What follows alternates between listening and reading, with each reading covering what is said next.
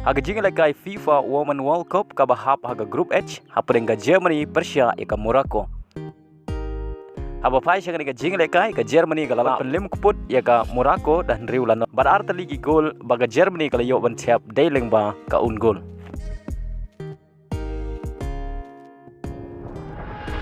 Haga jingle kai ka bahap haga haprengga Brazil, Persia eka Panama.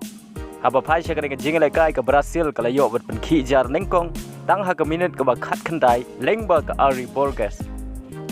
Haga minit ka ba live khandai ka Borges ka layo biang man tap ya ka gol ka ba ar ka jongka bat ka ba ar na ka menta ka Brazil. Hadu bukut ka kala step ka Brazil ka tam da ar lanon. Bat haga kala minit ka ta ka minit ka ba sau peu pra ka Ari Borges ka layo ban tap ya ka gol hat trick banengkong. Haga ni ka FIFA Women World Cup arhajar ar peu lai. Bat ka deru ka gol ka ba lai na ka menta ka Brazil. Bar haga minit ka bah nyau peu ka Brazil ka layo ban tap ya gol ka ba sau leng ba ka Beatrice. Hadu bukut ka jingle kai ka Brazil ka job sok da sau lanot. Haga wei par ka jingle kai ka ba kham itanat ka ba hap haga Group G haprengge art ligi ken hun ka Italy, Persia ka Argentina.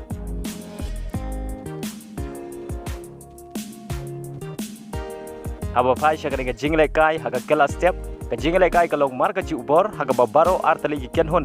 Kela Persiang bat penki jar Henry Omdon ki bala bat penki jar hadu bukut ka kela step.